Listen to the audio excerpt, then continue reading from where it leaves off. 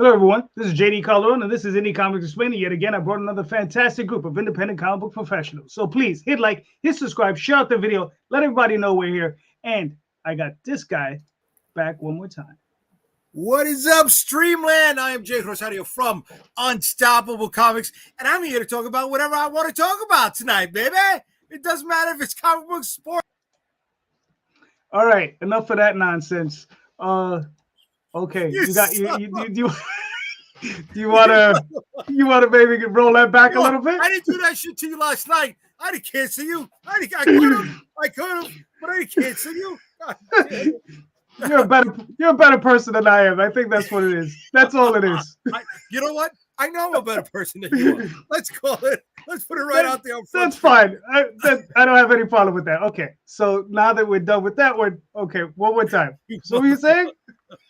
I hope you get stuck in traffic and shit in your pants. That's what I hope happens to you. I hope you're on the train and it's stuck in a tunnel and you had something bad to eat before you left for work and it just hits you at the wrong moment, kid. That's my passive aggressiveness coming out. You know, I won't hit you, but I'll pray for some bad shit to come back at you. You know, especially something I can laugh at. Okay, I see this has happened to you in the past. Hello.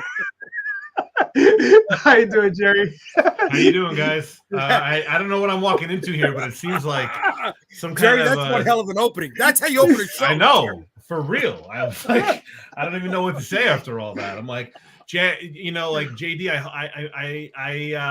what you did was wrong, but I hope you don't get stuck in traffic and shit your pants. I feel like that's a punishment not befitting the crime. Let him learn, Jerry. Let him learn. Damn it. Shit doesn't match the crime. Yeah. Well, Jerry, please introduce yourself. I am Jerry Carita from Thorny Comics. How are you? There you go. All right, listen, it's all good. You know, Jay is someone I know. He's an idiot, but you know, I have him on the show anyway. But listen, I hope that bad stuff happens to him, but I also hope he has, some Cottonelle wipes at the same time, so it balances out. You know what I mean? Balances out. There you go. There you go. That's right. Yeah. So because I'm pretty sure he did it. Train load of people, right? I'm pretty sure I'm pretty sure when he did it in his car, you know, it was just handfuls of whatever. I pull over. What's up, Kenny? This is the best start we've had yet, I think. That I've been on, anyways. This is good. This is good. I like Jay's approach to things, though. Yeah, that's good. I like that. I don't want to kill nobody, but I want them, to a little bit of indignity. Like suffering, right? Yeah. Mm-hmm. Mildly uncomfortable. Yeah. Mildly uncomfortable. Right. There you go. So, Kenny, please introduce yourself.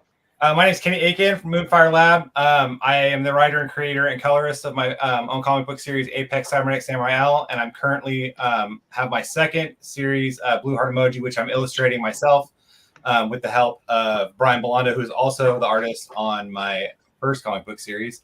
And that one's currently on Kickstarter right now. We're running an ash can right now. So cool. Nice. And it's looking really nice, man. Thank you.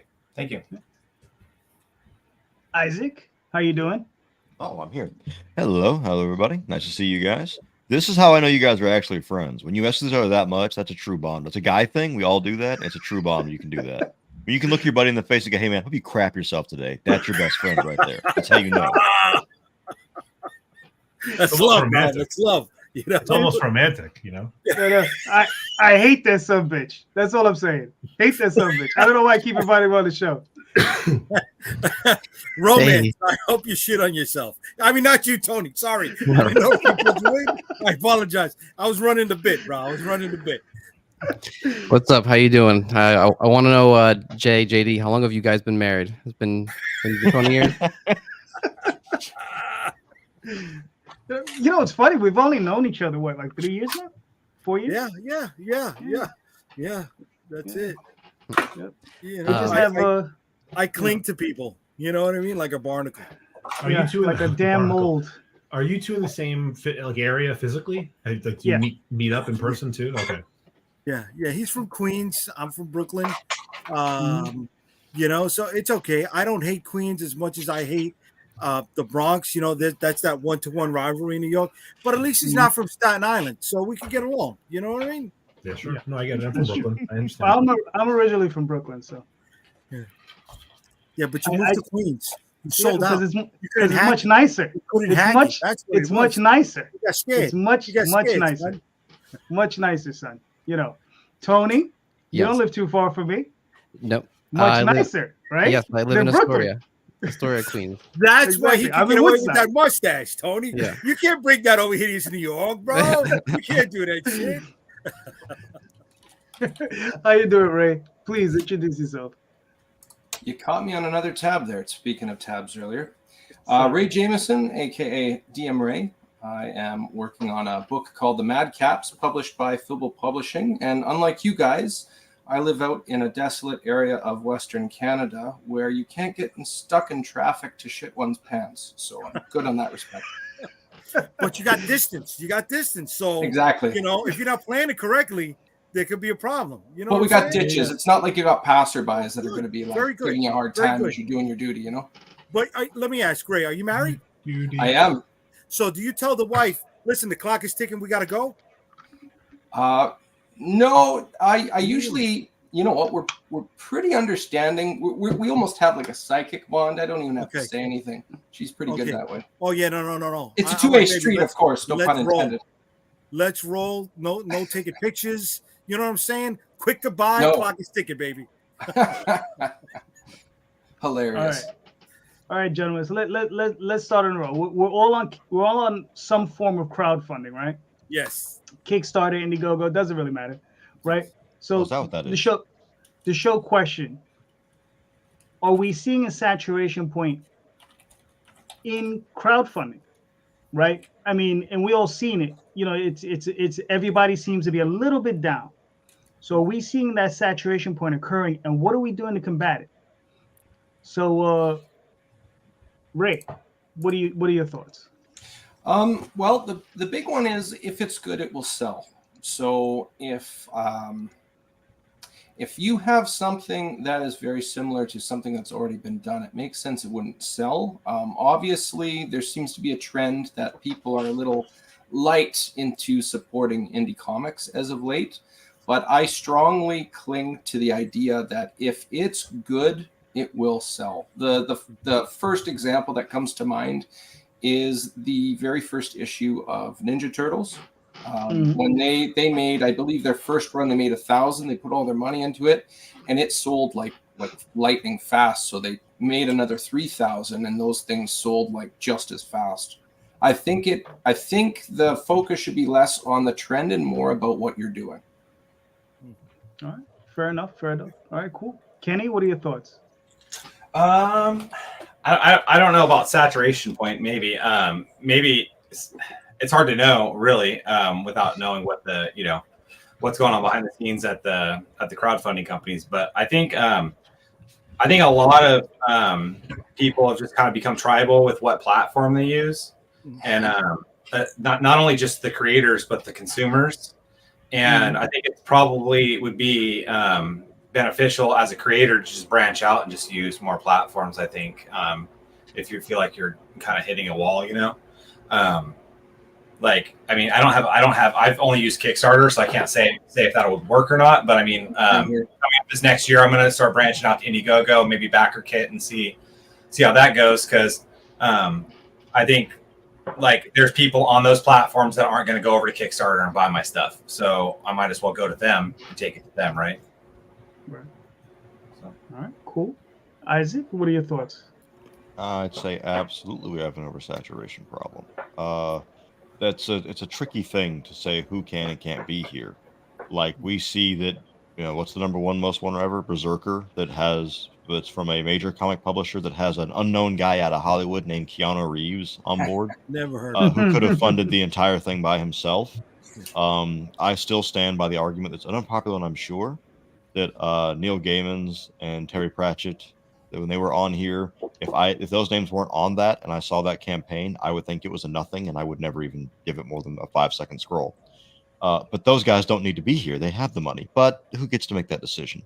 The only real problem I think we have now with the oversaturation is the arrival of AI, and I use this term lightly, art. And that many of us have campaigned to Kickstarter themselves to get rid of this, to ban it. It should not be here.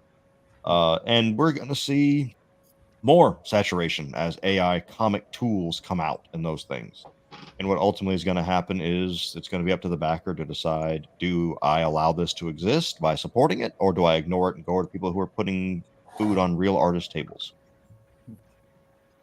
Okay, gotcha. All right, cool. Sorry Tony, to what sound are your like thoughts? harsh there. No, that's fair, man.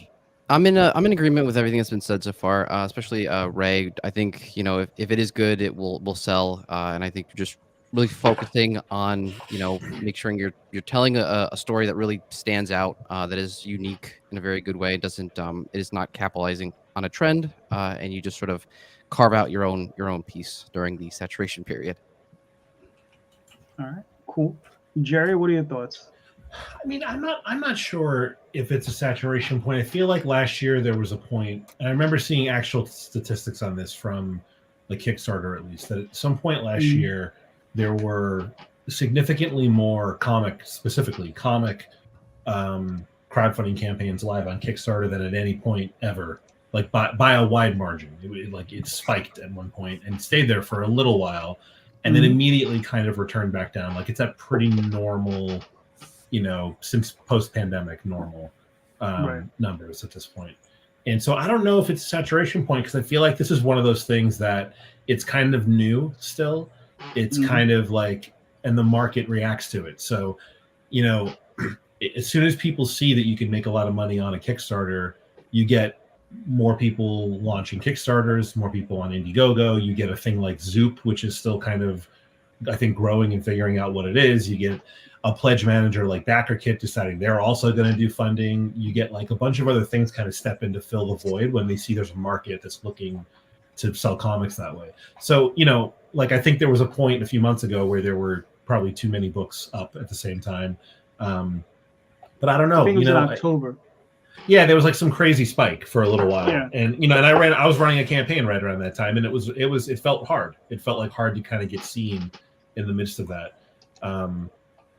But I think it's one of those things where I think the market kind of corrects itself, because I think some people made less money than they thought they would. They saw Keanu Reeves make a lot of money. They saw a few other books that just seemed kind of random make like $15,000, $20,000, $30,000. And then a lot of people flooded the market, and most of them figured out it's like Uber with congestion pricing. Like the numbers. There aren't that many people on Kickstarter and Indiegogo in these places. There actually aren't that many backers. There just aren't that many people. Like they didn't come as fast as these people with comics came. There weren't as many buyers flooding in. But I think that anytime like a Neil Gaiman or some of those people like Isaac, not to like debate it, but like I like that. I like that they're bringing in, because I think some people aren't going to like start a Kickstarter account for Jerry Carita, but they'll do it for Keanu Reeves, and then maybe they'll tool around, and it's more people that we can try and sell to. They don't need to be here, and they certainly suck up a lot of the energy while they're here, but I think long term that's beneficial, because those are people who now are on the platform, and every once in a while get an email from Kickstarter, from Indiegogo with your books and my books and stuff like that. So I think that's a net positive. But like I think it was saturated a few months ago, and I think it's kind of course correcting, because I think people flooded it and didn't make as much as they thought they would, and now they're doing other stuff. Is it possible that one of the potential solutions to this little dynamic, Keanu Reeves is a great example where he's an actor with star power. If it wasn't for him launching that comic, he might have brought in people that have never touched a comic in their life. Is there an interesting dynamic there? If you've got like an interesting project that is comics, and like I'll use mine for an example. Mine's based off of the first tabletop RPG I ever ran, so it has a fantasy setting. So I've actually brought in a lot of fantasy-based and RPG players that might not necessarily be into comics. I can actually support what you're saying with numbers. And when I say like them being here, is more like they don't need it, but I can tell you that when I've got a campaign running, when certain big name boys show up, I do see a spike in numbers. Absolutely. I've counted every time. So it's certainly. Go ahead. I'm sorry, Jay. No. The biggest problem I think we have with Kickstarter is we have to pitch the platform as well as pitching our books to people for the first time, right? Getting them to sign up, to create the account. I don't know about you guys. I say I got a pre-order going on for people who've never heard of Kickstarter before, just to make it simpler for them to to buy into the process. Okay. And I helped 12 people register for my last campaign. When you scale that up to the bigger names like Keanu, like what Boom also did with Amy Jo Johnson, like LeVar Burton with The Reading Rainbow, right? It brings eyes into the platform. That's one of the reasons it's that 800-pound giant. And it will benefit us because it has more people registered in the platform. And if you study online business, you know, the more clicks people take to get to purchasing your product, the less they feel inclined to purchase the product. Right. All right. So if that whole Kickstarter setup is off of the table, or crowdfunding setup, registering, whatever you want to call it, is off the table, it's a hell of a lot better. So if more people are registered for any crowdfunding platform, that saturation point will start to not balance out fully, but maybe start to regulate a little bit more. We do reap the benefits. You said it earlier, a few moments ago, excuse me, when you were running a campaign and these guys were bringing eyeballs onto the table. Yeah, we were reaping the benefits. There are also new creators out there, right? And some of them are not ready for prime time, and they're getting out there, and you know, they're making some money. They're making some money, but is the money they're making from their friends and family looking to support them, or from the user base that's already on these crowdfunding platforms? I mean, that's true, but you never know. Their friends and family might eventually back one of your books, or back one of my books, or back somebody else's book. You know, because it's like what Art Victim says. It says, I kind of feel the more the merrier. If 10 creators bring in their own clients, say each bring in 10, eventually you have 100 different new clients on the platform. So I think it's important that, you know, somebody like Neil Gaiman or Keanu Reeves, you know, brings in the, you know, whoever they bring in. You know, especially someone like Neil Gaiman. I feel that only because he is a comics guy and people know him for that. And the people he's going to attract in primarily are going to be people who are going to want to read books. You know, and they're not just going to be there just for, you know, just for star power, which in the case of Keanu Reeves, you're just going to get people who are just going to primarily, because he's Keanu Reeves. Whereas with Neil, you're going to get real readers in there. You're going to get people who are actually interested in actually reading and enjoying comic books. You know, anyone who's getting people to like sign up for Kickstarter, I'm for it. You know what I mean? Any new, because you can't get them otherwise. Is what Jay was just saying. If you make people show up and then they got to sign up and then they have to go back to your campaign to buy the book, it's just too many clicks for you. Gonna lose. It's like a heart. Now, it's a thing. And like I like I started running Facebook ads and I tried to specifically target people who looked for comics but also had liked Kickstarter as a company. And I like, it just takes your window of people and makes it like this narrow, and like it just does. It's like you might, you know, you're then paying to advertise. To like I wish you had spoke to me before you did Facebook ads. The last Facebook ad I ran had, even with my targeted phrases applied to it, and even utilizing people who like my page and their friends, the majority of the impressions were coming from Facebook Marketplace, the 65 and older flea market crowd. And it's just like, for me, it was a waste of money. The most cost-effective thing to get eyeballs onto your projects is doing these live streams, because Calderon will have a certain number of followers. You know, Jimmy will have a certain number of followers. Gina's going to have a certain number of followers. Doesn't matter whether it's 5 or 5,000. Right, you could have 5,000 followers on somebody's live stream, and you may get one sale out of it. But that one stream, you know, with 10 followers, if you get 6 followers to back your project, hot damn, that's a win for you, right? That's right. So it's right now, it's an eyeball game, right? And it's a little bit paralleling that old advertising concept where it takes 5 times for somebody to see your ad before they recognize it, right? And then another 5 more times before they even consider purchasing it. So, you know, the more times you're out here on the stream, the better chances of recognition you have. It may not hit on this project, but hopefully it hits for you in the next one. Thing is, you can't quantify, you can't track metrics like that. So, Jay, you're up. Okay. So we're talking about platforms and stuff like that. I'm going to use a lightning rod of a creator for this example. Rob Liefeld recently launched a book on Whatnot because he does a lot of business with them, whether he partnered with them or not. He launched a book and it's receiving a bunch of sales. I don't know what the exact metrics are because they're not fully revealed, but it's trending. Do you think that some of the smaller platforms, not Kickstarter, would benefit from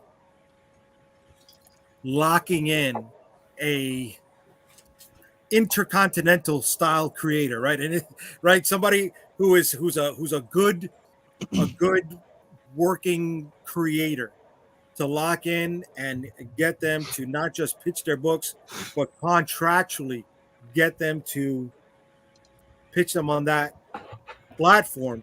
And would that sway you to utilize that platform more than any other? Am I making a little bit of sense here with that? I think so. Yeah. Okay. All right. It's a 27-part question, but we'll figure it out. Yeah. 27-part question, and that's what we're here to do, right? We're here to break down things like this. It's just something that's been rolling in my head since I saw this guy launch that on Whatnot, and blowing up. Nowhere else, not stores, and he's not getting the backlash from retailers for not launching the book in their stores. Well, at least not the public backlash that others would have gotten for doing it on any other crowdfunding platform. Interesting. All right, Kenny, what are your thoughts? I think that just kind of goes back to what you were saying before about the bigger names bringing more people in to sign up for the platform and just getting them locked into that thing, right? Because that is a challenge, getting people to go to the platform and signing up for it and taking part of that ecosystem. Nobody wants to sign up for every social media site and every different thing that everybody's doing. So people kind of just stick to what they like, and then getting them to go where they don't necessarily know or they aren't necessarily comfortable is always a challenge. So I think that'd be great. I think that'd probably help out a lot. Okay. All right, cool. Isaac, what are you thinking? It's a double-edged sword. I agree that more platforms that become big in terms of crowdfunding creates competition in the market. Competition in the market forces Kickstarter to change how they do things and potentially be friendlier to both the backer and the creator alike. At the same time, whatever platform I'm currently using is the one I want getting all the attention. So it's kind of a competition's good. It could make Kickstarter finally innovate a little bit better and be much friendlier and more willing to step to the negotiation table for creators to what we want the platform to do. Okay. But at the same time, if other platforms start vacuuming people away from Kickstarter, that's bad for those of us who use that platform. So it's one of those. It could be really good and it could be really bad. It would depend. I don't see Kickstarter taking a massive hit from anything because it's kind of the most well known. It's too well established. I do like the idea of them having some competition in that market because I've never worked for Kickstarter. I don't know what their business is like. I'm sure they work very hard. But from the outside, it looks like a turnkey operation. And I'm mad at myself for not thinking of it because all they have to do now is launch the website and sit back and just take 10% of everything that happens. And while you just go, oh, I'll buy another golden toilet today because I can. So, but maybe it's different. I don't know. I've never worked there. Nice. I've been to the building. They are not turnkey. Yep. So I wouldn't think so, but it feels like it from the outside, but that's how a lot of businesses feel. I'm not physically there. There are some other smaller platforms that are turnkey now. What are the other platforms you guys have used? Like I've only ever seen, like I'm familiar with Kickstarter. I know it's the bigger one, but like Indiegogo is another big one that a lot of people use. And then I know Zoop. And are there other ones? Are there like a bunch of other little ones? I know Backer keeps doing stuff. It's a good thing you just asked because Tony is currently on Indiegogo, so he can at least answer it partially. I use Kickstarter for like the main big campaigns, and then I use Indiegogo as like second chance campaigns to do like the storefront feature that they have, the in-demand feature. So I just use them for different reasons. But if like Todd McFarlane like did a comic on Zoop, like yes, that would be great for kind of lending itself to its credibility as a crowdfunding site. But it would still need to kind of climb up to the level of like instant brand recognition that Kickstarter, Indiegogo have. I mean, like getting somebody to crowdfund something is tough already, and they have some comfortability when they hear Kickstarter or Indiegogo because they know it's like a legit, like really legit site. So I don't know if it would be enough for like a big name to just come up on Zoop and kind of raise its brand status. I think he's got a solid point, because you got to remember half your battle as a creator on any social media, or not, I'm sorry, crowdfunding platform, is convincing the backer that you are honest and will do what you tell them you're going to do, and they will get what they're paying for. So imagine that battle multiplied by a backer not knowing if the platform itself is legitimate or reliable or holds any kind of accountability. I know for a fact Kickstarter, I can't say how I know because I signed an NDA, but Kickstarter has actually reported people as scam artists to various governments before. So they do take it very seriously, and they will act on that. We don't know if new platforms will do that. Right. Okay. All right, cool. Jerry, what are you thinking? Yeah, I was just curious about what other even like little platforms that are out there that I'm not aware of. Like, does anyone have a sense of how is Kickstarter a bigger operation comics wise than Indiegogo? Is it a bigger funder of comics? It is, right? Yes. Well, for comics, my understanding is that Indiegogo is either larger or somewhere within the realm of like close to the size of Kickstarter with the other things they sell. Right. Technology and all the other things. They're really big on the tech stuff. And what? They're really big on the tech stuff. Right. Yeah. It's kind of important to remember that the comic book side of any of these, we're probably in the bottom percentile of the earners. The tech guys, the board game guys, the video game guys make infinitely more money than we do for the platform. Not talking about for ourselves, but for the platform. Right. Well, isn't the comic book category the number 2 category on Kickstarter? It might be in popularity, but I from what again, I could be wrong. From what I've always read and been told, the tech guys tend to bring in like more overall capital for the company. Yeah, right, exactly. right. Gross per project. Okay, that's understandable. Right. Yeah. I think it take a whole lot of money to make a comic, but if you want to make this new exercise bike, well, that does take a little bit more money. But the appeal is different. Think about like the top earning campaigns that pop to mind for comics on Kickstarter, and then like the top ones across all the other stuff on Kickstarter are like 10 times that minimum. You don't go into comics because you want to get rich. We probably all know that. What the hell are you talking about, Isaac? Shit. I guess Jay's got his third Ferrari he just bought, but for the rest of us, Mansions and Maseratis, baby. That's what it's all about for me. Yeah. He's still trying to get the down payment together. So for the closet. That's what I'm trying to get the down payment for. Ray, what do you think about this, buddy? Well, going back to the dynamic of having, say, Leafield on Whatnot, my one concern about bringing in a large celebrity on an up-and-coming platform like that is up front, the bottom dollar, like that's pretty awesome for the platform. My concern is it going to leave the platform high and dry once that project is done and over with? How many the exposure is great, but I think ironically, a celebrity within the comic industry isn't as impactful as a celebrity outside of the comic industry. Okay.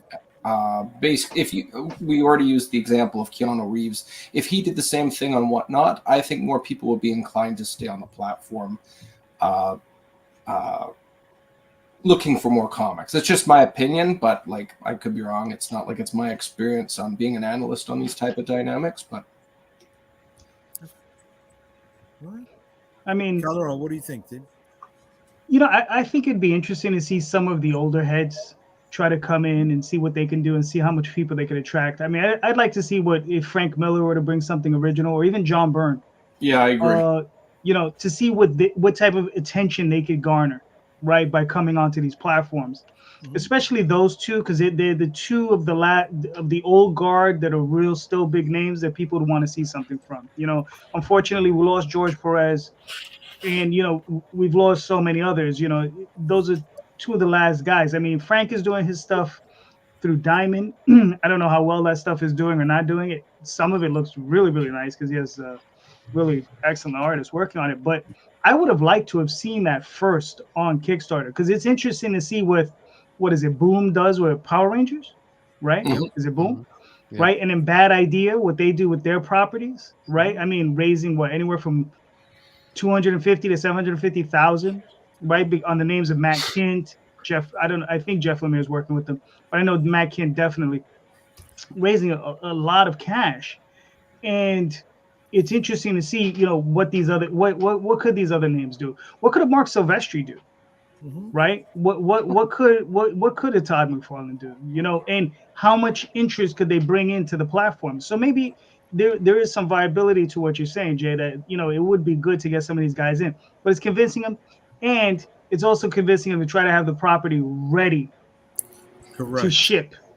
Because a lot of these guys, they're just unreliable. It's just it's one of those things that is just horrible. So because it's like, all right, so aside from Rob with Whatnot, Milton Grieb just a few weeks ago launched that intermediary concept through ICV2 to get smaller indie publishers connected with retailers, right? Now, anybody else dropping that concept out there is not going to carry the weight that Milton Grieb, right, the head guy of Capital City Distribution from years ago, carries. Milton Grieb still has a presence. And I think some of the old guard would be also Walt Simonson, yeah. Simonson's right? Another one, yeah. But you still have some of the main guard. Yeah, I guess you got Jimmy Palmiotti still doing stuff out there. You've had Carl Cassell do some things. You got Fabian Nicieza that's thinking about doing some things. So if those guys are ripe to get into crowdfunding and their name still carries some notoriety, I think these smaller platforms would benefit from getting them linked up, to launch a project with them. Here's some stats for you, Jay. Go ahead. Here are 3 categories that rank far and away by the amount raised.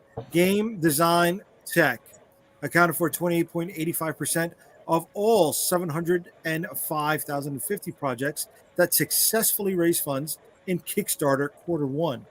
Quarter one of this year, high five? Yeah. It's probably quarter one of last year. Well, quarter one, technically business quarter one is the quarter one that we all struggled in. Quarter one for business starts that holiday season. There you go, 2023. Yeah, okay, that's what I figured. Because this quarter is not done yet. So it makes sense that it's last year. Right. So, listen, the industry is a bear, right? And I mean, and the thing is like, how else do we get into this? But, just, I don't know, just a bunch of grizzlies, right? Hey, hell of a segue. I love that. That was a segue. I was gonna say I'm looking at Kickstarter's page and the stats. They've raised $7.8 billion overall.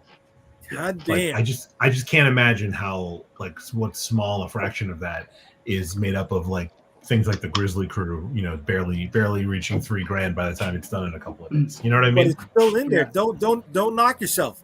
It's not nothing. Knock yourself, man. It's not nothing. Business 101. Any income to your capital is. Jerry, walk us through this. Damn right.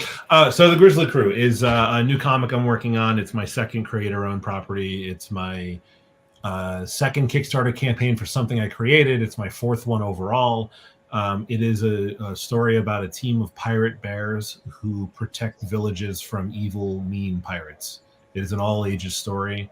Cool. It was kind of co-created by my little boy, who at 6 years old wandered into my room. And Isaac, earmuffs Isaac, this was about 2 years ago, and it was the day that Midjourney came out. And so I, like everybody, was looking at it and trying to figure out, is this the end of civilization? Is Judgment Day upon us? And so he walked into the room and saw me tooling around with it. And he's like, what is that? And then he started feeding me things to feed to the AI thing. And just to put this out there, I don't use it otherwise. I literally played around with it that day. I was like, I don't love it, and I haven't gone back to it. But I agree with everything Isaac said about it.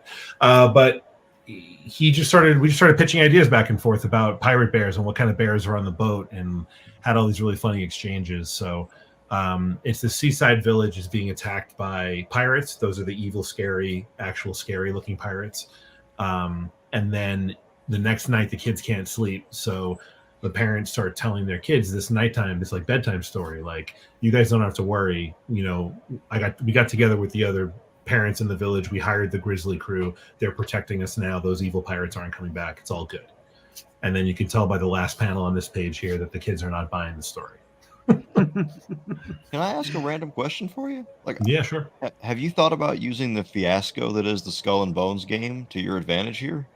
I don't know what that is. There's a game that came out from Ubisoft that's a pirate game that I've heard nothing good about. They've and it been handled very poorly. Apparently, they called it a quadruple A game, but I've seen no good reviews in this game. I'm almost surprised you don't have an ad be like, "Hey, here's a pirate experience that doesn't charge microtransactions." Like, just slap them a little bit and try to use it. Just random thought. Sorry, my bad. No, it's good. I mean, you know, I don't want to piss anybody off in case Ubisoft one day wants to cut me a check and make a Pirate Bear video game. But this is fair.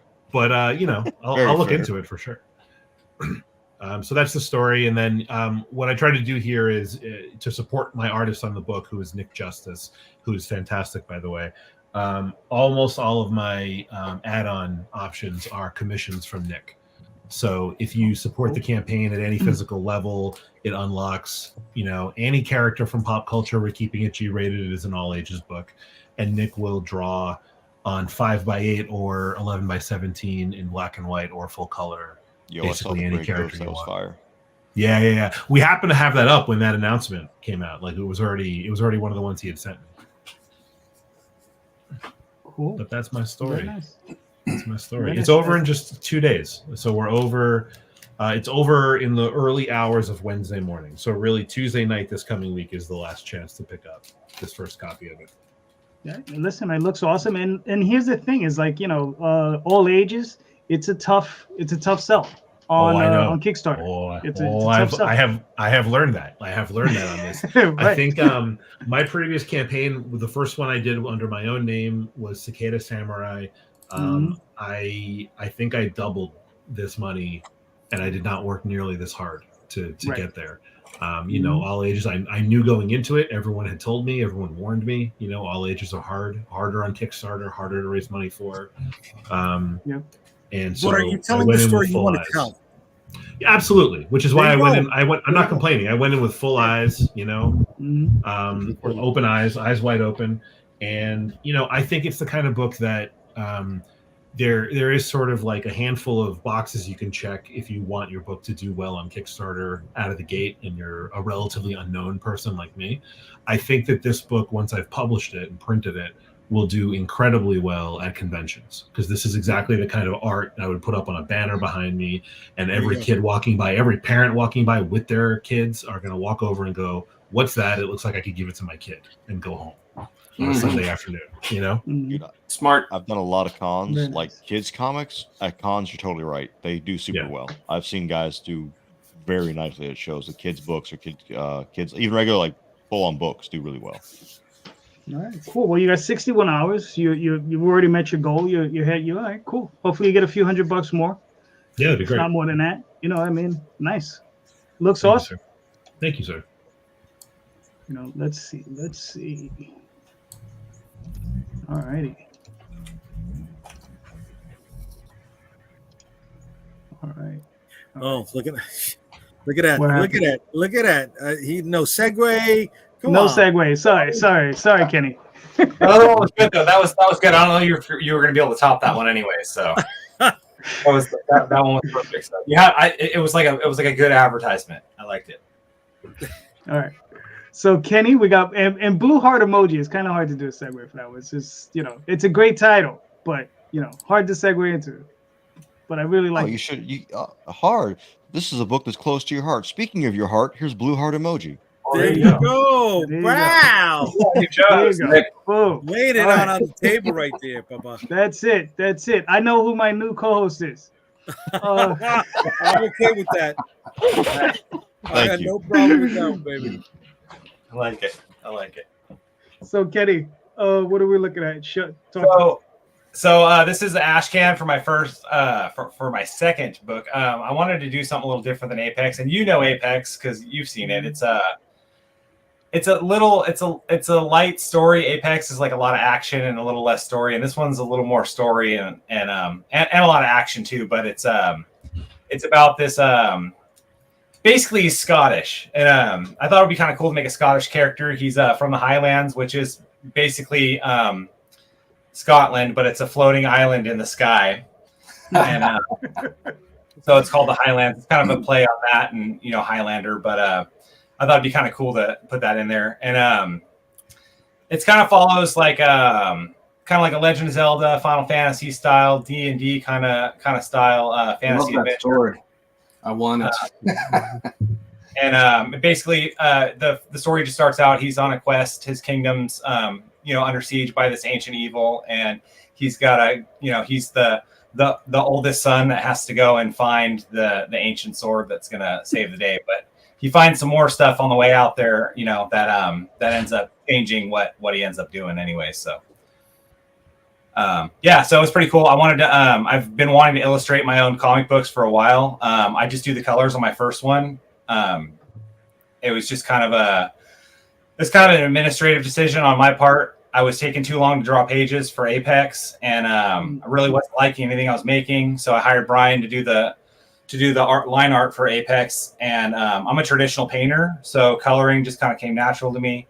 And then when I went in to do this, this is more like a digital painterly style of art, illustration. So I really just kind of been slowly chipping away at this one for like 2 years now. So nice. Now, how many issues are you looking to make this? Right now, I got it at 4, but I mean, there's a lot of ideas still floating around in there. Ultimately, I want to make a video game.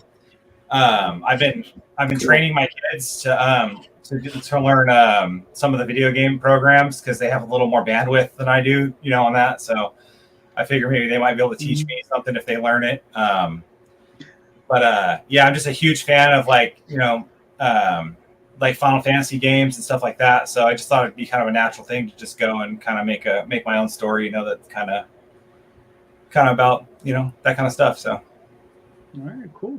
Listen, man, Yeah, I enjoy your other books. Yeah.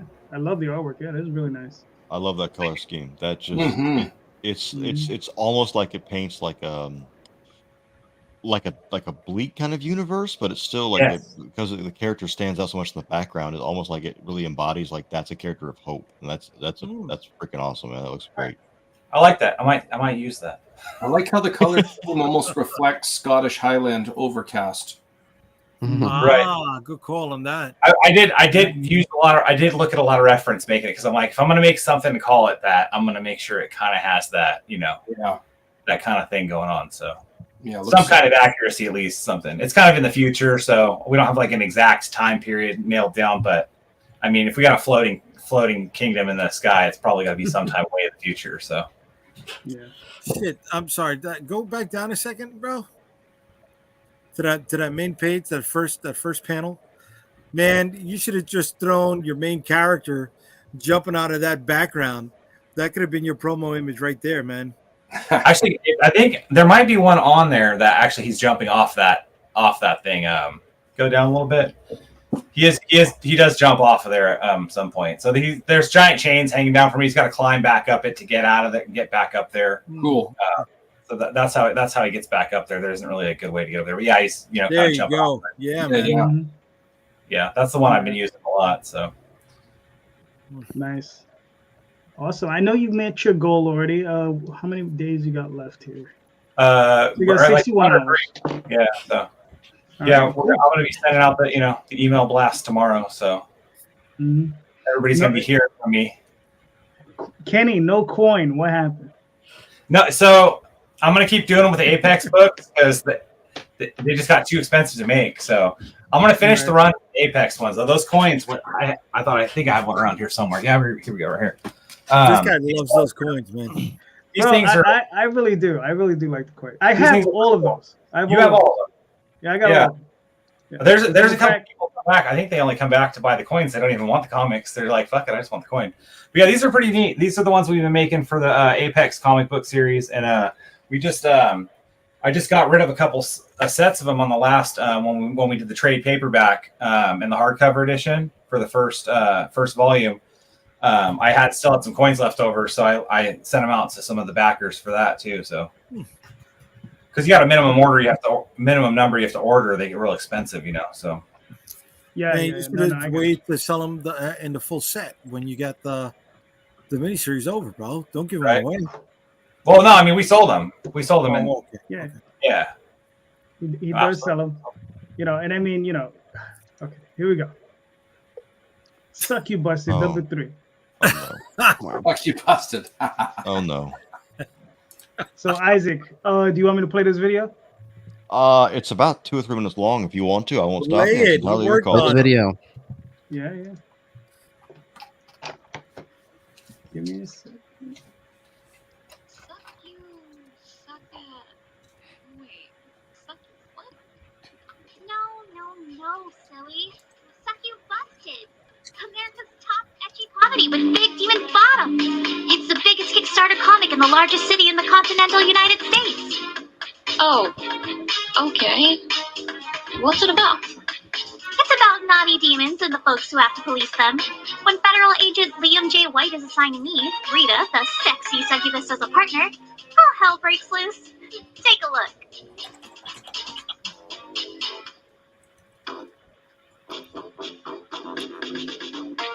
How does this guy get anything done with a horny succubus following him around?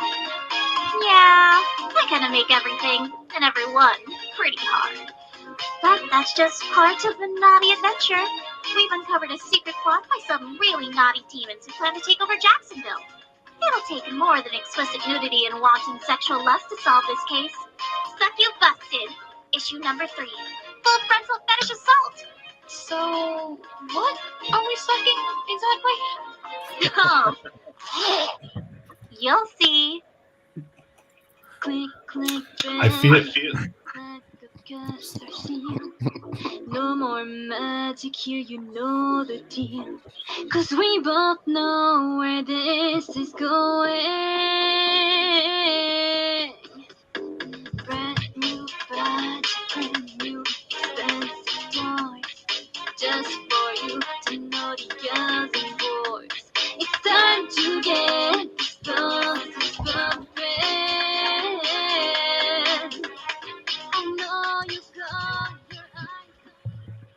I think we should do a crossover with the Grizzly Crew. That'd be really good. There's a lot of the same crowd there. Well, the difference is we help them make the kids, and then you entertain the kids. I mean, it's a circle. It's a circle. It's just how things go. We help each other. We lift a rising tide. The reason I know that kids' books sell at cons because half the cons I'm at, they some reason put me next to the guys that make children's books, and the whole time look at me like, "Why am I next to you?" I'm like, I didn't make the decision, man. I'm sorry. It's totally not the same audience that's going to be walking up to our tables. I'm sorry. That's pretty good. So Isaac, go ahead. Go ahead. No, walk us through it. What do we got? This is issue number 3 in the series. Issue number 2 currently holds the record for being the highest funded and most backed Kickstarter comic in America's largest, continental United States' largest city by square mileage. But hey, life is short. Take the W's you can take. We arrive in issue number 3, where Liam and Rita are ambushed by a monstrous fetish, and we are not talking ball gags and leashes quite yet. It's going to take more than explicit nudity and lusty antics to get out of this one. Can they defeat this monster, or will they be pounded into submission?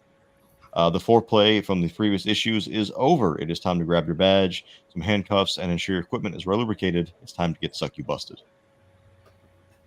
Nice. It is an ecchi comedy series a la Men in Black with a little bit of, if you like things like Monster Musume, or maybe a little bit of Tenchi, High School DxD, High School of the Dead, with the action of Kill la Kill, you're going to be in heaven. Our work is primarily anime inspired. As such, we use kind of almost like a mixture of Western and Eastern style. That being said, we are made primarily for an English-speaking audience, so it's still left to right. It's still a comic book. Colleagues in Japan advised me strongly to not refer to it as a manga, so we don't do that. But it has a lot of titillating imagery and a story that's a lot of fun. It does have a heart and a message to it, but we don't shove it down your throat. The only people getting things shoved down their throats are the succubus, not so much the readers. We have a ton of rewards on this one. Until Tuesday at 6 p.m., we have an early summoner special that gets you a metal cover from Lyrics. Those who don't know, Lyrics is part of Art Germ's team, and she does a lot with Marvel and stuff now. She is insanely skilled and almost an unfair amount of skill that she has. This book sees the introduction of a brand new succubus. That may or may not be her right there, but we'll see what happens within. It is I want to say, 28-page book. We've already got 4 or 5 stretch goals unlocked, no one coming. And so no matter what, you are guaranteed to get a bunch of exclusive items that are only going to happen on this campaign. Very cool. Thank Nice. you. The book is drawn by Mitsu Blinger. She is the #1 comic and manga artist out of Greenland. The colorist is Creus out of London, who is probably one of the best colorists I've ever worked with. He's also an artist. He's doing other series for us. This is issue number 3. Issue number 4 is about 80% done already. We will see that come next year. There will also be a single shot spinoff. Oh, about AI. There's our thoughts on AI right there. There you go. Yeah, we don't do that here. What was that? We A PSP? It's just a general computer monitor with AI on it. Gotcha. We bounced around ideas for a little while on how to handle that. All of our reward tiers. We also have add-ons that come from anything we've ever done. I forget how many. This is, I think, our 13th or 12th Kickstarter. We've done a lot of them. And there are 2 more books coming out this year. There'll be Foxy Vacations 2024. We finally bring that back, which will see characters from across all of our universes at and I can't stress this enough, fictional adults only naughty cosplay convention, where you'll see them in various cosplays where wardrobe malfunctions are mandatory. I have to emphasize it's fictional because when I first announced it, people asked me, when can I get tickets to this con? I'm like, I'm not making a convention. You should have been selling them tickets, not to an actual thing, but like a nice little pre-made ticket. That's why we're called Astral Ticket Comics. We sell you a ticket to another universe. That's our whole thing. We take you someplace else. In this case, I will point out that Suck You Busted takes place in the city of Jacksonville, Florida, and it sees our main cast trying to stop demons from taking over the city. That being said, as someone who lives in Jacksonville, demons taking it over may be preferable to some people, but we're not taking that stance. It's just kind of a Saturday morning-esque kind of, I'll conquer this city in no time gadget kind of deal. But the difference is that there's a lot of pie in the face gags, but the pie is demon butt booty, and you'll see. Nice. Now, I was gonna ask. I mean, dude, you got a lot here. So, I mean, do you find? I mean, obviously you're doing well, so it doesn't. I don't think it's that big of a hindrance. But do you find that because personally, it's like I've been through Polito's campaigns and I've scrolled through them. And as a fan, I find it like, oof, this is a lot. And, it's a lot to go through. It's a lot to absorb. Yeah. You know what I mean? And I'm like, okay, and I'm just wondering, I mean, you're the creator. So obviously you're putting in all the work. I know how much time it puts to put one of these damn things together. So, I mean, how much time are you spending on this? Like, I mean, on just putting it together? Comics spend 1 year in production, from script writing to drawing to editing. A campaign in and of itself, the actual page you're seeing, I create all of the graphics and everything you're seeing, which is probably why they're amateur at best. I apologize. I'm not a graphic designer, but I try. No, you did fine. But it takes me about a month to a month and a half to actually build one of these pages, because that includes planning it. So I feel bad. People ask me like, "Oh, when's the next unlock? What is this?" And I go, "I have no idea." Well, when's it? What is going to come out? I don't know. And the reason for that is when I go to Kickstarter, we don't do Kickstarters unless everything is done. So everything you're seeing, the books, the stretch goals, everything, designs are already done. It's all just waiting to be fired off to the printers. Nice. But the other side of that is that I don't know what's happening, because when I first start doing this, I build it all together. We price everything out. We figure out what our margins are. We do a lot of spreadsheets and a lot of numbers. And then I look at it going, okay, and I create a document that's literally just called the plan to this Kickstarter, the guide. It's a guidebook.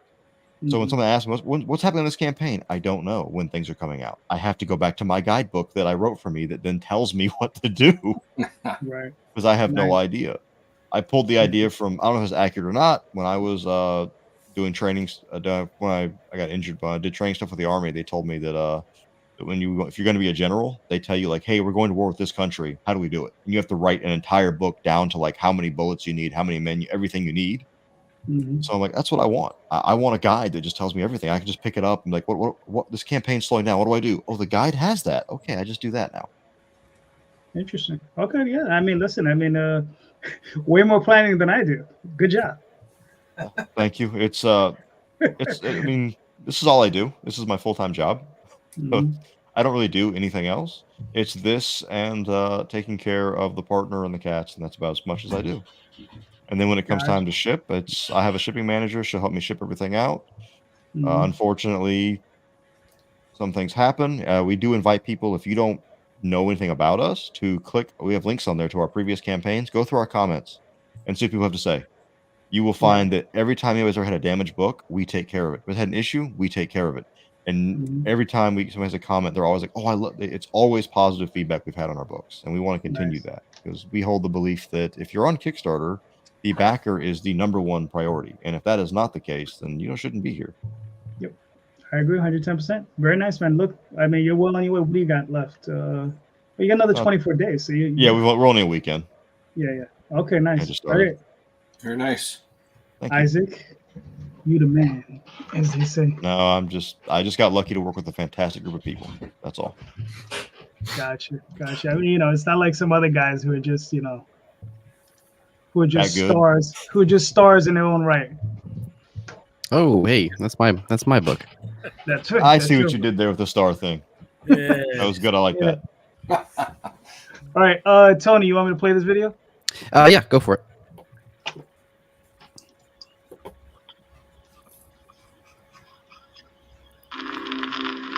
Welcome back, readers. When we last left Los Angeles, Alan Miller, our ex-detective, had nightmares about strange beings. He was tasked with finding out who killed Detective Patrick Perkins, the man whose heart had been removed. With no leads, Miller had a run-in with a UFO, who informed him that a shapeshifter knocked off Perkins. The kicker? The monster also hides within Central Police Station, alongside Alan's fellow officers. Alan deemed his experience utterly bonkers, until he found the UFO he encountered yapping to the captain. The detective barged in to let the alien have it, but instead found Ellis Tate, his new partner. The stage is set. The hard-nosed detective and the eager rookie set off to find their elusive killer. In our next chapter, the two traverse 1940s Los Angeles, meeting UFOs hiding in plain sight as their mystery gets stranger by the day. Meanwhile, the shapeshifter remains at large, hunting down the other detectives of Central Station. Book 2 is penned by Mr. Tony James, a writer of sorts, a lover of old noir and science fiction. Returning with vigor are his 3 able-bodied artists, aces in their own field, much like our detective. And hot diggity dog, get a load of our new rewards. Many of them are exclusive to this very Kickstarter. Be sure to peruse the add-ons as well. Commemorate your purchase with these additional items. Don't be a fuddy-duddy. Back Star Noir today. It's the only way to defeat the communists. Dude, that voiceover was awesome. Great trailer. That was good. That was cool. Yeah, I've seen that trailer at least 3 or 4 times, and it's always awesome. Yeah. So Tony, who actually does the voiceover? Tony? His mic's muted. Oh. Sorry, that was me breaking a massive sweat as I try to do that voice. Well, now you have to do it. Because I wondered if you ran it through a filter. I mean, just to kind of make it sound like it was coming through a phone, but yeah, Gotcha. no, that's me doing the voice.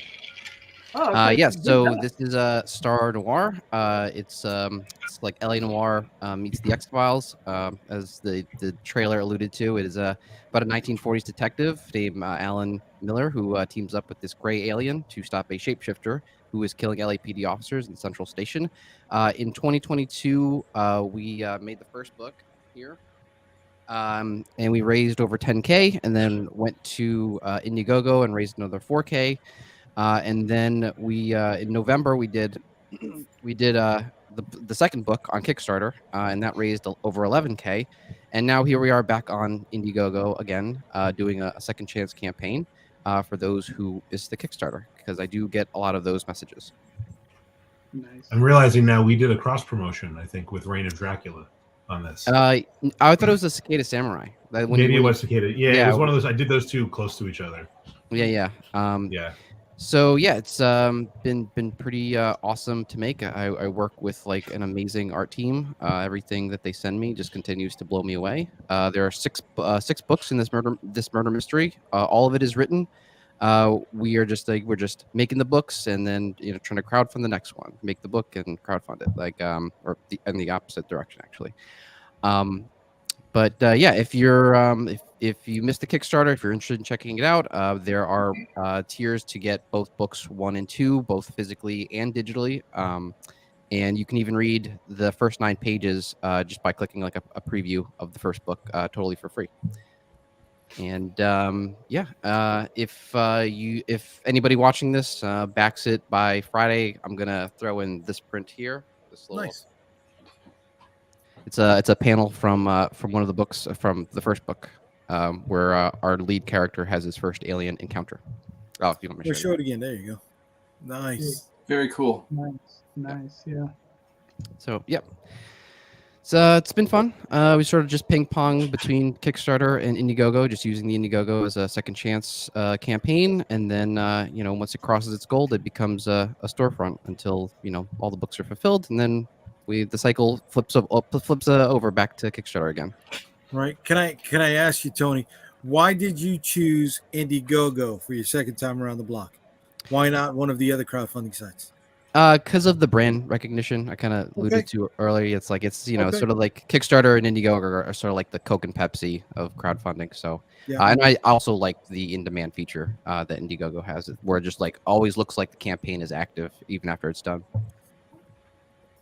Gotcha. Now, are you doing an all or nothing, or are you doing the flexible? No, we did flexible. Yeah, we did flexible for the first book as well. Because I never know how Indiegogo is going to perform, so it's always kind of a toss up. So just trying to cover all my bases. But yeah, just trying to expand the readership as much as possible.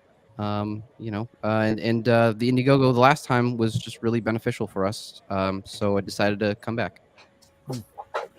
And for anybody watching, I've been putting links to every campaign in the comments. I know Calderon puts them in the show notes also, but they're in the comments, so they're popping up. If you are interested in any of the books that you've been seeing this evening, look through the comments and then click. Yeah. All right, cool. So, Tony, so you've been on the show a couple of times. So, this is issue 2. Yep. Now, what are we looking at for issue 3? In terms of story, I can't. Date. Dropping. When do you expect? When do you think are you looking at later on this year? About the same time as the first 2 books, like the fall.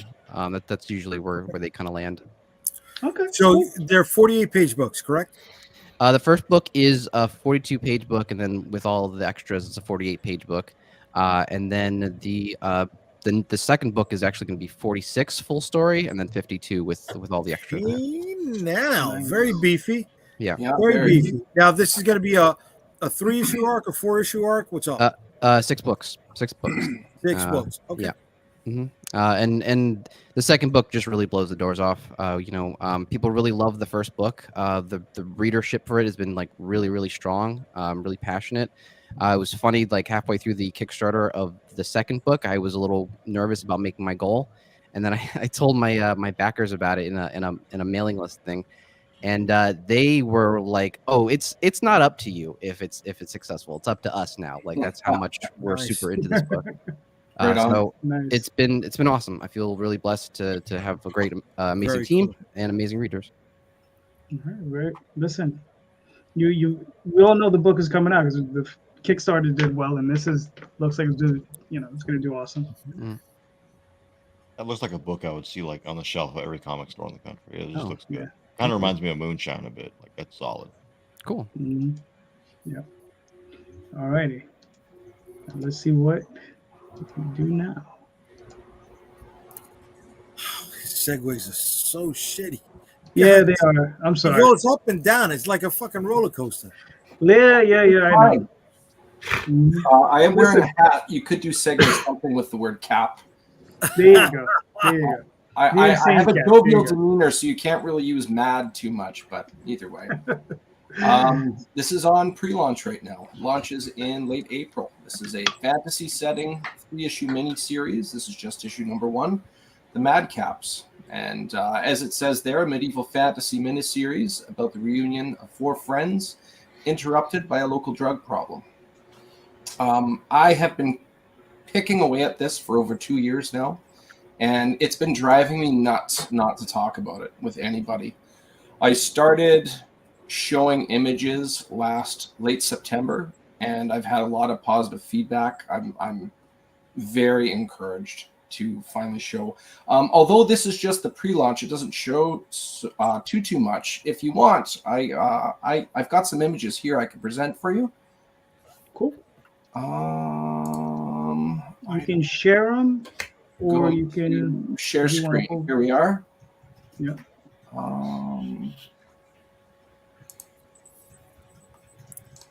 Window right here. Share. There we go. Here's the main cover, and that's the 4 main characters, the friends. Oh, nice. This is drawn by Jimbo Salgado, and it's colored by the, I was going to say Notorious, but I mean it in a good way, Notorious Dan Kemp from his, one of his most famous things he's done is roughly 100 issues of Spawn, basically 50 to 150. I've had a lot of fans talk about how they really liked seeing these. One fan said they really like seeing these 2 souls cross. So the line art combined with that colorist apparently is a first. These 4 friends, when they meet up, they're very different. I mean, obviously visually they look different, but they're different in demeanor, temperament. They get along mostly because none of them are human, and their hometown is predominantly human. They have a lot of different quirks and, most importantly, a lot of flaws. Basically, as soon as they finally meet up with each other, there's right in the middle of their city, Ivywood, there's just this undead outbreak, and they don't even get to catch up. They just end up helping the local guards kind of repel and stave this off, and the story goes from there. I'll show off a couple pictures, but I haven't shown anybody this yet, but I can show a couple of I can't English today. I can show a couple of add-ons for the Kickstarter, a couple of images. First, I'll show the covers. Actually, this one's a pinup poster. This is drawn by Sean Langley, and of course, colored by Dan Kemp as well. Kind of Sean's interpretation of the description of what happens in the comic. Very happy with how that turned out. This is one of the characters. His name is Madrakis, large serpent-like individual that can basically vomit lightning. That's that's hand-painted by John Zalesnik. Nice. I've seen his art as early as the first Ninja Gaiden for the NES. The cover art, that's the same skill right there, the same individual who painted that. I want to make sure I go the right way here. That one's done by Erica Hollis. That's digital. We have that's done in Eni. That is digitally done, but it's made to look like it's painted. It's done by Jenna Stark in New York. You can see that smoking telescope, and then you can see the blasted out tree stump in the front, and the look of excitement on his face that his contraption actually worked. And then lastly, if you guys know the artist Javier Salteras, he drew the first year of Volume 2 of Ghost Rider, where Dan Ketch became a writer. And Javier Salteras, yeah. And also colored by Dan Kemp. I was very lucky to get all this talent. Just very, very beside myself. This is my first comic, and I've been very careful, much like Isaac has been saying. I do have a loose document, not necessarily a manual, but I've been taking my time a lot on this. In regards to add-ons, I'm going to stop sharing this. It's in a different window. Present. Share screen. Window. There it is there. As I was mentioning, this takes place in... it's based off of the first homebrew campaign I've ever run, like D&D, Pathfinder, that type of thing.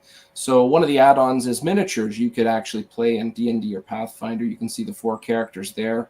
And I also have a 20-sided dice, which is very common in D&D or Pathfinder, any of these things. I haven't seen these in person yet. Just my person printing for me sent me some pictures. So unfortunately, I can't show anything else. But I really like that cool ethereal blue. They're going to be available. They're listed as paintable items. So you'll get them. They'll look something like that. And it's up to you to paint accordingly. Nice. Lastly, I know it's in here somewhere. List of here's my comparables. I know you're hiding here somewhere.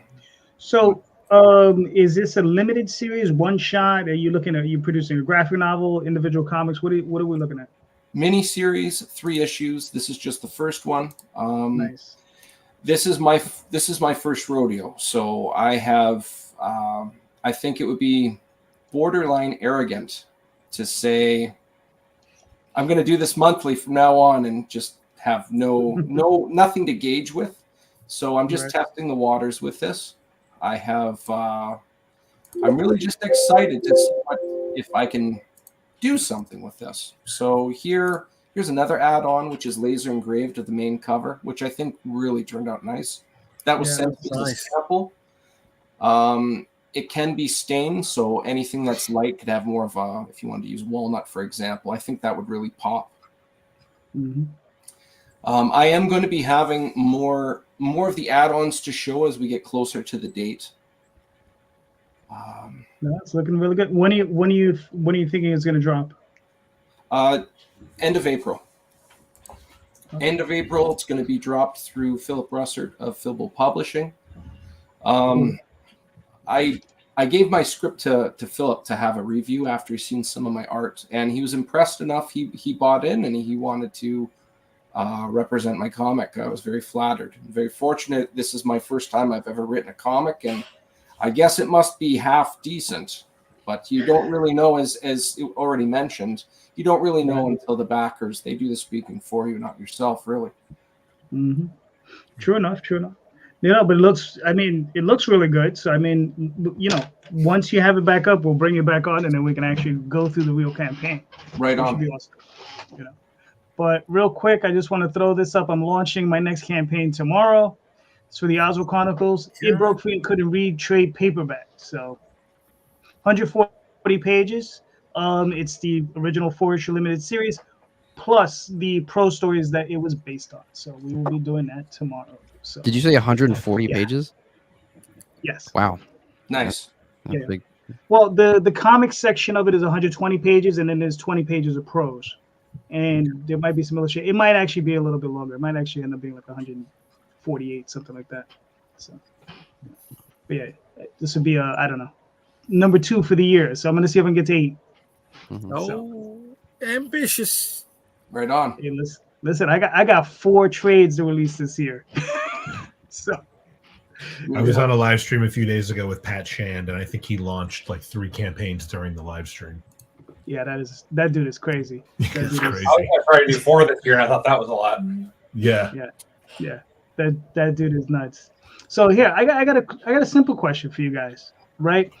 I don't know how many of you do alternative covers. I know some of us are fans of them. Some of us are. I usually have an A cover and a B cover for my campaigns, right? And the one thing that I usually see with these covers is some people. Do you guys like poses, or do you like scenes from the book? Right. So which is your preference? Would you prefer like a pose of a character just looking cool on the cover, or do you prefer a scene from the actual book looking cool from the book? So Isaac, you do multiple covers. So what's your preference? We do more than we always end up doing more than I intended to. We do something a little bit different. What I try to do is I do a set like thematic sets. So like Succubus number 3 has the D&D inspired set, which has characters in D&D-esque outfits, a Hell Knight, a Paladin, a Rogue, or a Necromancer. Those things don't happen in the book, not at all. The scenes that are in it, the outfits they're wearing, those aren't in the book. But they fit into the character archetype, so it works out pretty nicely.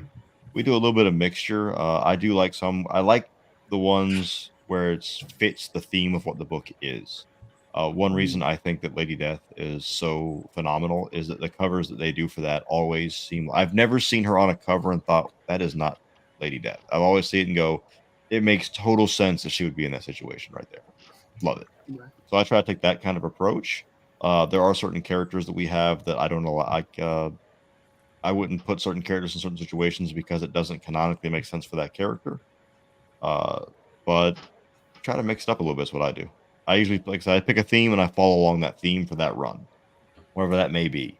With what we have coming next, with it being a cosplay book, that one's pretty easy. Just throw characters in sexy cosplays that are loose enough to be familiar, but not close enough to get me sued, and throw them in a convention setting.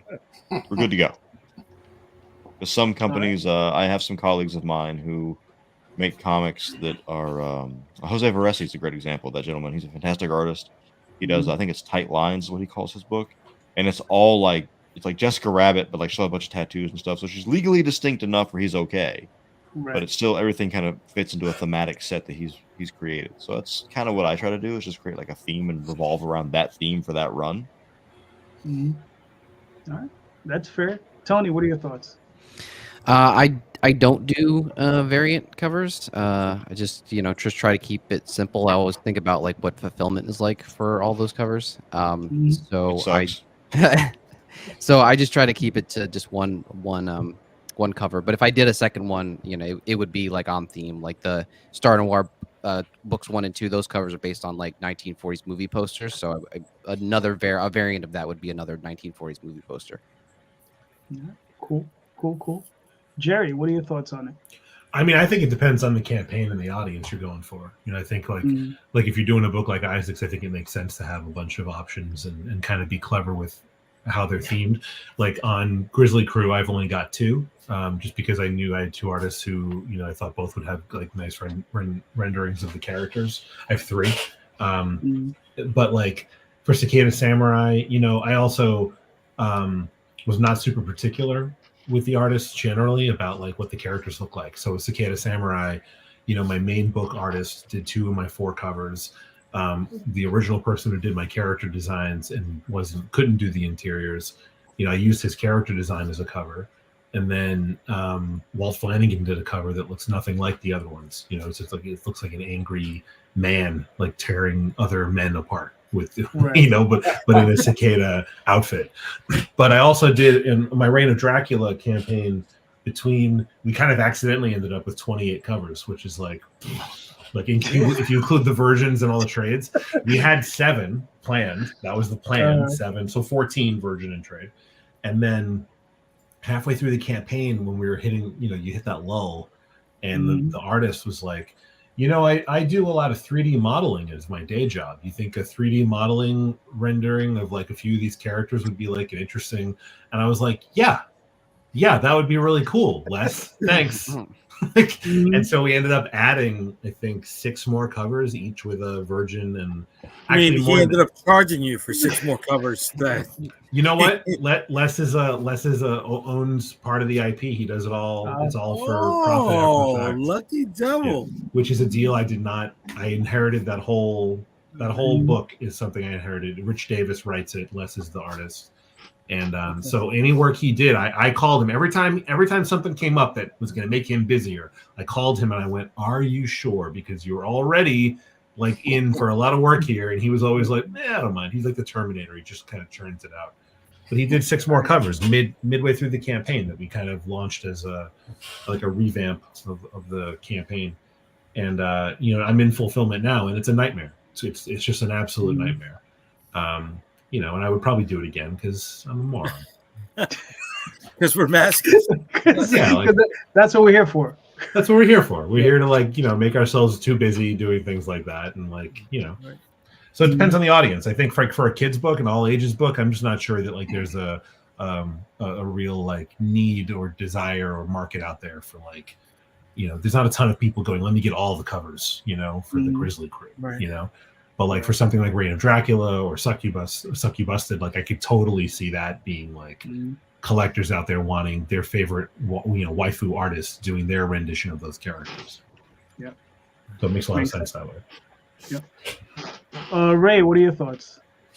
I think it really depends on, it's situational, I think, each time. For me personally, I wanted to keep the covers down. The only reason I had 5 total is I wanted one for each character. This is the first time they're introduced. For my next issue, I think I'm only going to be using 3, and it's going to be specifically related to that comic. When Harvey Salteras made the one comic, or that one cover for me of the dwarf holding the beheaded demon there, he said, when we were talking, he said his favorite type of cover is when it invited you into the story. If you went back to like say 60s, 70s, it was almost like I remember one issue of Amazing Spider-Man where it says, "Why is Spider-Man helping Doc Ock rob this bank? Jump in and find out," kind of thing. Right. On the flip side, I always appreciate just a really good dynamic cover, even if it is not relevant to the story. And I think it just really depends. I think they could be played poorly, but then at sometimes I can understand maybe 21 different covers. If it works out, it works out, right? All the power to you, of course. Mm-hmm. Too true. I think Polito has something in the 40s per like issue? as far as covers per issue. I think he does something like 40 plus covers. His office is literally down the street from the print shop, and he has a full-time warehouse staff. That helps that a little bit. Cuts down the shipping cost, cuts down some costs, and also makes it way faster. I can't imagine doing that many. I've made the mistake of doing too many before, and it's like, okay, this is going to be a lot of work.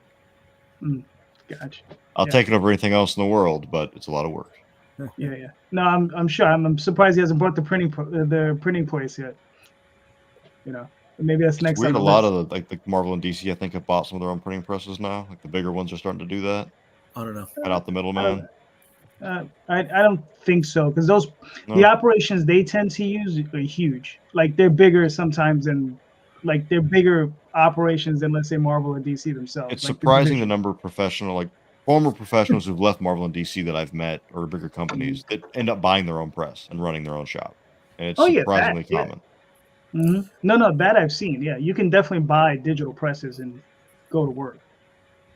You know, some of the ancillary equipment is a pain in the ass to get a hold of, but you can get it. Last time I remember a publisher owning their own press. Not that it didn't happen afterwards, but I remember Charlton Comics had they were running it 24 hours a day, and they were like taking contracts for books that weren't theirs, you know, and doing it on the third shift just to keep the presses running so that the guys could get paid.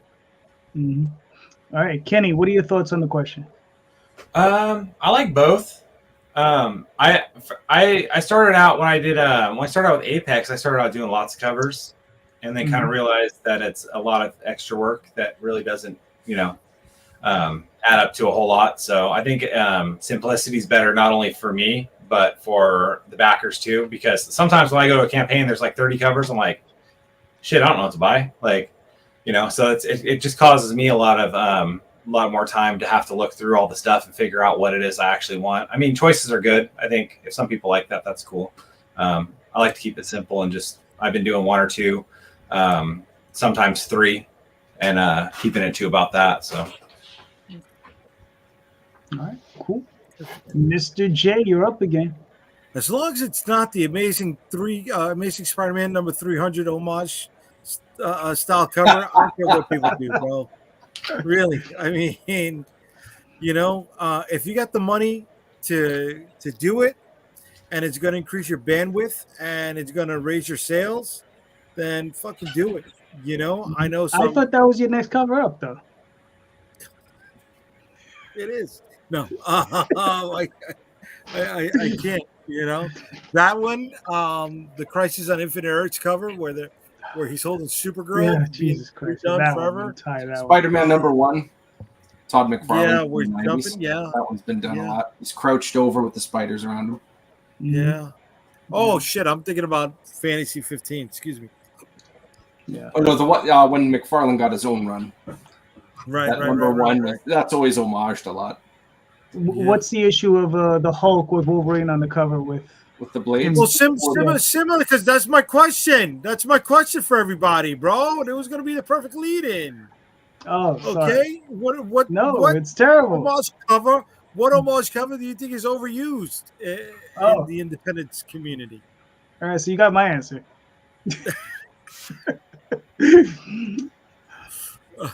Okay. The dynamic one of Superman about to start flying down that again. One. Also him crashing the car. Mm-hmm. Okay. Apparently he's saving the car. It looks like he's smashing it into the wall to me, but yeah. We did a really cool one for Apex that was I can't remember, it's Batman where Bane was breaking Batman. I don't know which issue that one was. You've probably seen it, JD. I think. Yeah, we've all seen it. Yeah, that was pretty fun. I think there's a lot of movie posters. You know. Okay. People do a lot of movie posters. Like there's a lot of Indiana Jones movies, Indiana Jones posters and things like that. I think it kind Really of the Star Wars style. Yeah, there's like the one where he's standing at the mouth of the Temple of Doom. There's a few indie books I've seen use that. Okay. The classic Batman one. What do you see out there that's been overused? It's kind of hard to say because I don't say anything bad about anybody else doing the industry, but the only thing I ever see, like Calderon, if you want, the only thing I ever see, I would do that. The only thing I ever see used a lot because I come more from the manga and anime crowd. I see a lot of the Kentaro Miura's guts in the Berserker armor pose used a lot, all the way from mainstream all the way to independent people. Like, I have a guy with a sword and armor. Let me put him in that exact same pose. So I see that one a decent bit. Most famously used heavily by FromSoft and Dark Souls. They have one of their characters in that pose all the time. Like, okay, we get it. Everybody likes Berserk. We know. Okay, it's great. Yes, and I will probably at some point in time make a cover homaging that myself. So I will absolutely point at myself and be like, "What are you doing?" and then do it anyways. Nice. Tony, what are your thoughts?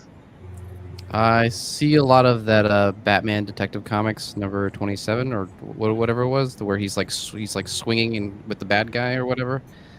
Oh. Mm-hmm. Yeah, I've seen that homage to love. I mean, if you want to, it's fine. For Star Noir, the second book is an homage to the Maltese Falcon movie poster, and readers really like that. Like to see that. So yeah, if your readers, your backers are into that sort of thing, they like the homage, they like the throwback, then yeah, definitely go for it. But it's not an overused cover. No. Good. Yeah, I mean, I think if you want to remain somewhat unique, try not to use an overused cover. There you go. Right. Here's one I don't get. Seven's Justice League #1, where the one where Guy Gardner right at the bottom, they're all looking up at the. Yeah. Oh yeah. You want to make something of it, I believe is the phrase. Yeah. Mm-hmm. Yeah. I think I've seen a lot lately, surprisingly.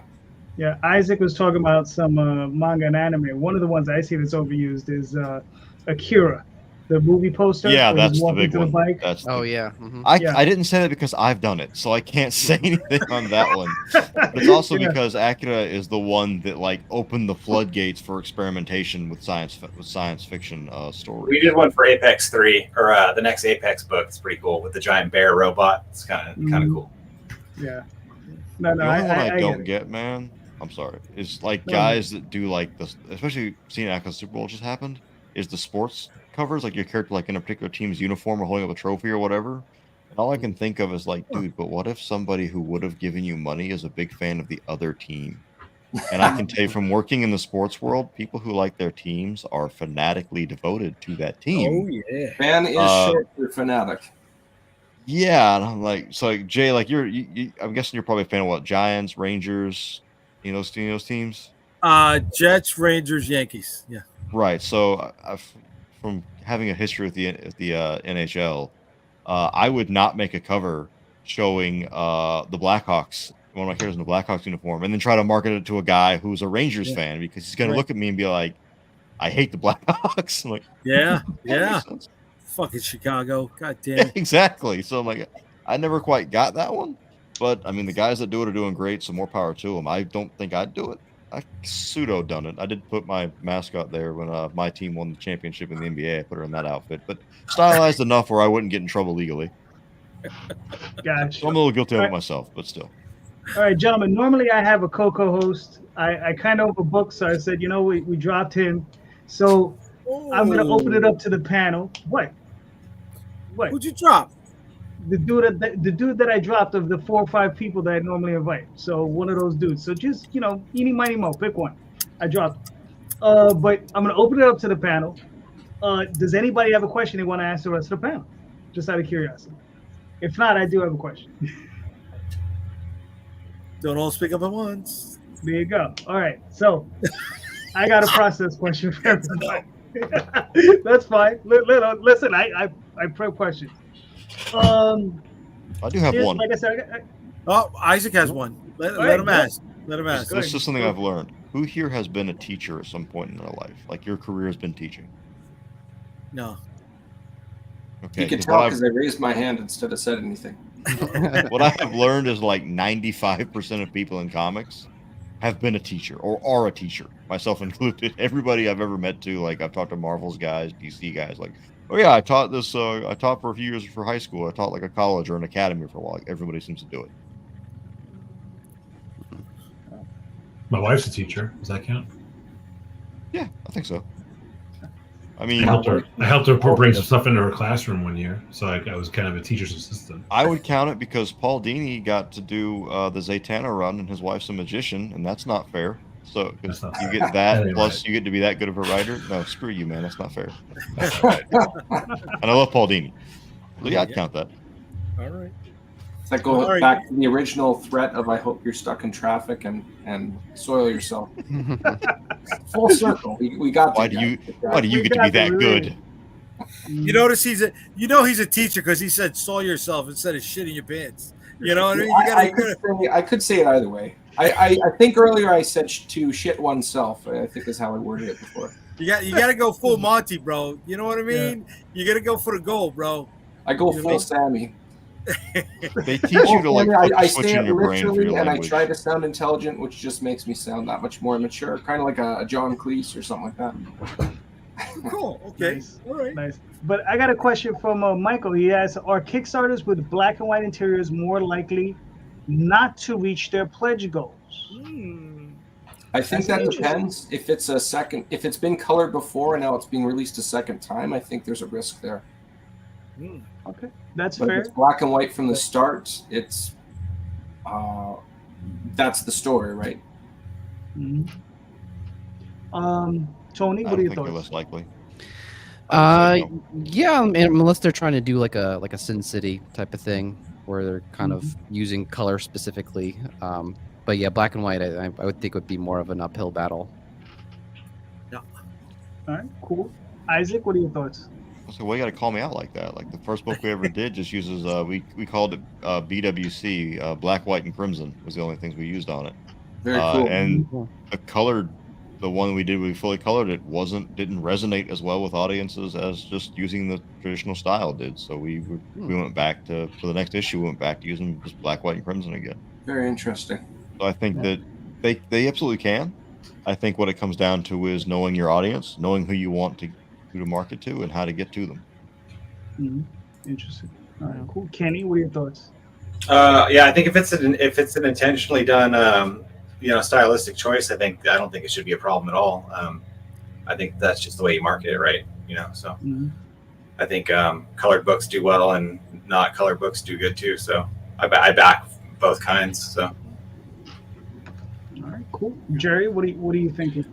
I mean, I don't have any statistics on it to answer the question specifically, but I bet there's probably some statistics somewhere that black and white books raise less money.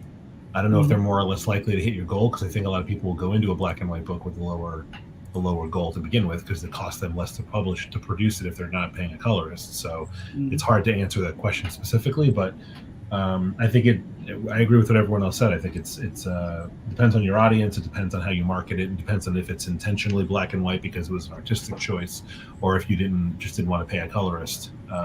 So you're printing it in black and white, for now or something. I think that's probably less likely to curry favor with the backers.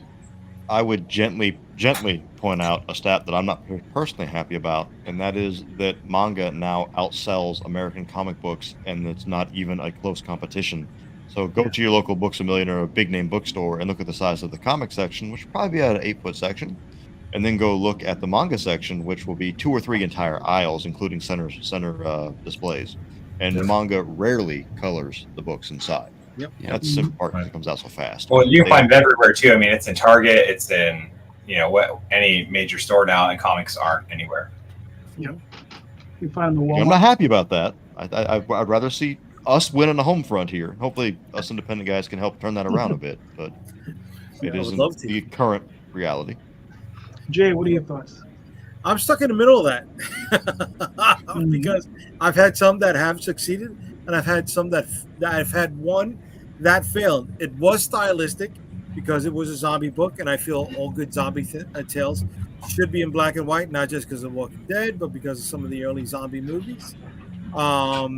So I am going to take another shot at releasing the one that failed last year for numerous reasons that I've talked about many, many times. So I'm not going to keep saying it.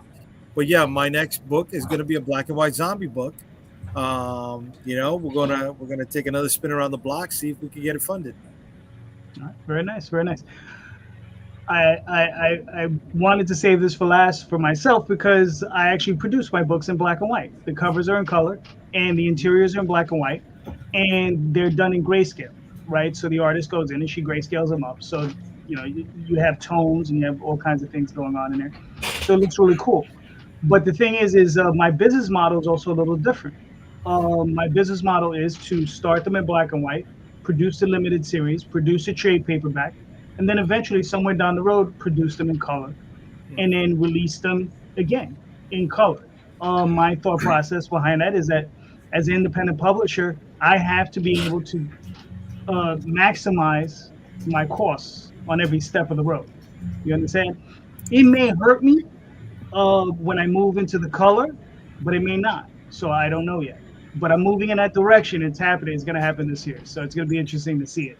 I had my Reign of Dracula, which I published but didn't write or draw, is we're doing that in black and white for Kickstarter, and we did an ink wash. We did it like the artist does ink washes too, so he did an ink wash for that, which looks really great. And his inks are very heavy and kind of like cool. So we did it on purpose as an exclusive for Kickstarter. And so it'll never be printed in that format again. When like down the road we are putting it in stores, we're doing like traditional distribution, and when we do that, it'll be full color, and it comes out in issues and stuff. But like for Kickstarter, we made it not just black and white, but it also is it's 3 double issues instead of 6 floppies. Yeah. So your first issue is like 46 pages, and it's going to be a little thicker and stuff like that. No, that's really cool because one of the things I do with my individual issues is that they're limited edition to 250 copies. I sign and number each issue, so you're getting something unique in that format. So that one's going to be unique to that. So it just depends. I mean, I don't have a problem with it, but it also depends on how much money you're trying to make. If you're trying to make $30,000, you might have a problem. If you're trying, if you're just trying to make a couple thousand, it's possible. It just depends where you're at. That's the question you have to ask yourself anytime you approach anything like this. Are you doing this because you have a passionate idea you want to get out? Or do you want this to be your entire life? And you have to make that decision. I started off doing it as a passion, and then I said, I like this. This is the first thing I've ever felt motivated to do in my entire life. So it became my life. But I don't think I'd recommend that. To be honest, I really wouldn't. I mean, I've been self-publishing since '92. It's a very expensive hobby for me, that I just enjoy doing. Some people play golf, right? And golf's not cheap. You might think, you just own a set of clubs. Clubs is $20,000 in that bag, bro.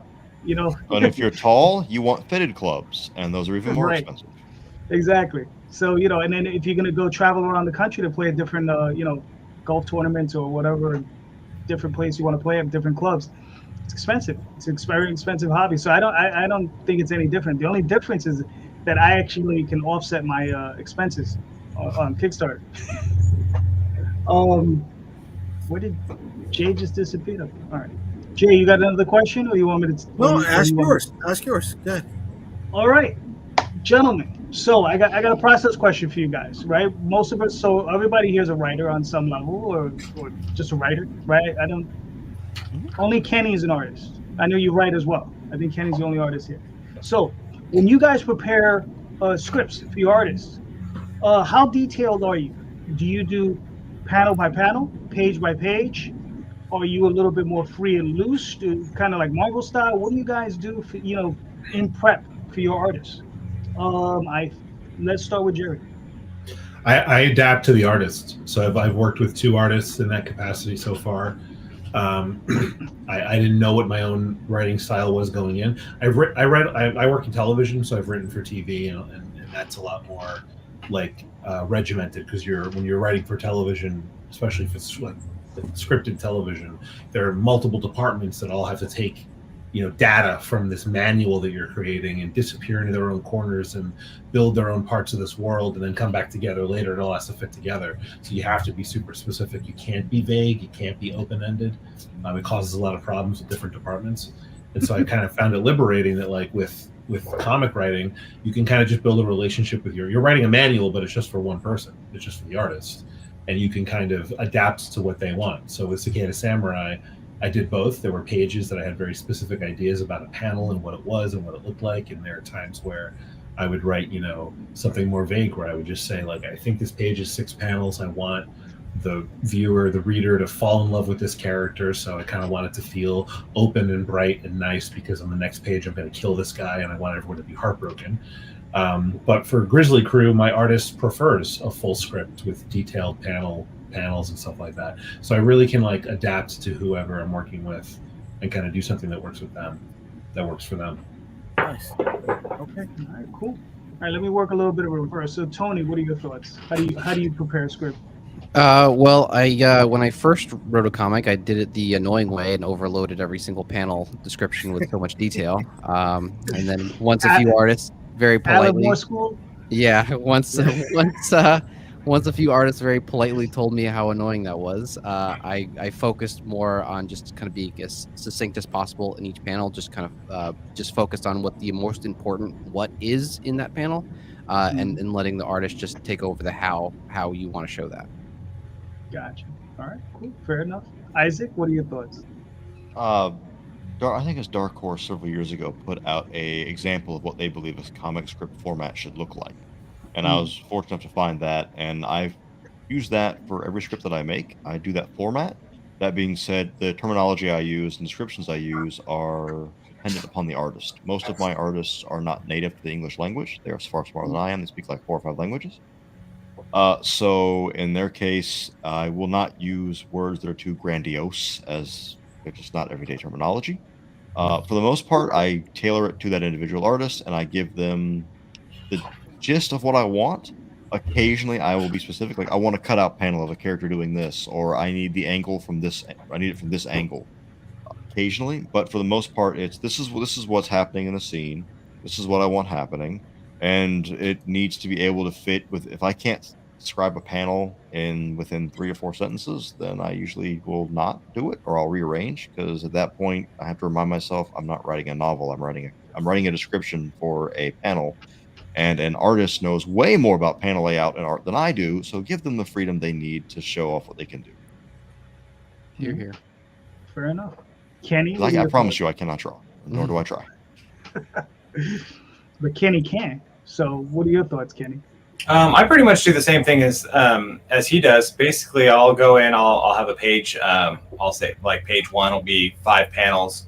The first panel, I kind of have this. I kind of lay it out a little bit more detailed. I'll say, like, this panel, Apex is flying across the countryside, and this panel, he's cutting the head off of this thing over here. But I don't usually, unless there's something very specific I'm going for, like in a big, like, establishing shot or something like that, I usually leave the camera angles to Brian when he's drawing Apex anyways, to just kind of let him decide how he wants to, do the panel layout and make things look. Sometimes I'll ask for things like I want to have, like, a big cutout of Apex, in the middle of the page or something like that, where he's, busting out through all the panels and all that stuff. But for the most part, I kind of let him, make the decisions on most of the, the angles, what we're looking at and stuff like that. So I think I did hear about that Dark Horse book layout too at one point. I don't think I ever went to it though. I think when I first started looking into writing comic books, it was I really had a hard time finding resources, so I actually looked up screenplay writing, and I found that's kind of similar in a way, where they kind of have the dialogue laid out and stuff like that in the scenes, how they do it. So I thought that was kind of interesting. There isn't really a set comic like rule about that. Like there isn't like an industry standard. You can do it in a Word document.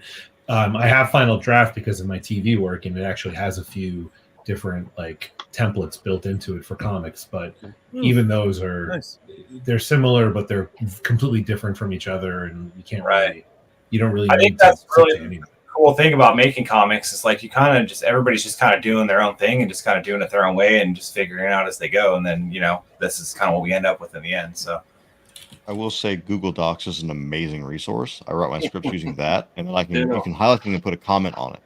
Like, for example, my artists are not in the United States, so we have scenes that involve firearms.